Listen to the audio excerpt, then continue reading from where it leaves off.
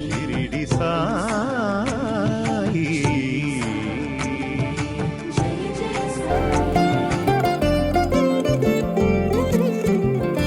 గణేష్ రఘునాథ్ తేలి గౌరవ మెజిస్ట్రేట్.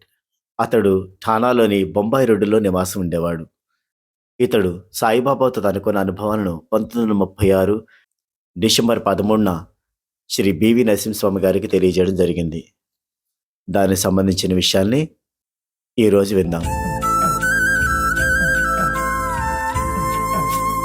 గణేష్ రఘునాథ్ తేలి 1914లో సాయిబాబా దర్శనానికి వెళ్ళాడు.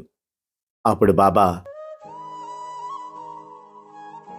₹1, 2 అనాల 6 పైసలు దక్షిణ ఇవ్వు అని తేలిని అడిగారు. అప్పుడు అతడి జేబులో సరిగ్గా బాబా అడిగినంత పైకమే ఉంది. అదే మొత్తాన్ని ఆయన అడగడం వారి సర్వజ్ఞతకు నిదర్శనం అనేది అతడు అర్థం చేసుకున్నాడు. వెంటనే గణేష్ తేలి బాబా అడిగిన మొత్తాన్ని బాబాకు సమర్పించాడు. ఆ సమయంలో తేలితో పాటు చంద్రబాయి అనే నర్సు కూడా ఉంది. అప్పుడు బాబా ఆమెను ₹6, 7 అనాలు దక్షిణివ్వు అన్నారు.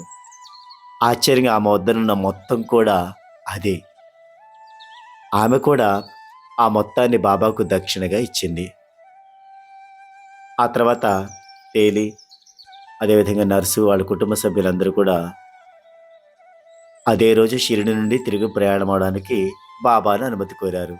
అప్పుడు బాబా ఆమెతో కొన్ని రోజులు ఉండకూడదా అన్నారు. అందుకు ఆమె వేరే చోట ముందుగా నిర్ణయించుకున్న కార్యక్రమాలకు వెళ్ళవలసి ఉందని విన్నవించుకుంది. ఆ రాత్రే వారంతా షిరిడి నుండి బయలుదేరారు. అదే రోజు రాత్రి ఆమె ఇంట దొంగల పడి ₹500 విలువ గల ఆస్తిని దోచుకోవడమే కాక ఇంటిలోని వస్తువును కూడా ధ్వంసం చేశారు. ఈ సంఘటనను బట్టి బాబా ఆ భక్తులు ఉండమంటే దానికి ఒక కారణం ఉంటుంది అనేది మనకు అర్థమవుతుంది. గణేష్ తేలి అనే భక్తునికి కేవలం సాయిబాబా దర్శనం కోసమే షిరిడి వెళ్ళాడు. ఆయన దర్శనంతో బాబాపై ఆయనకు నమ్మకం పెరిగింది.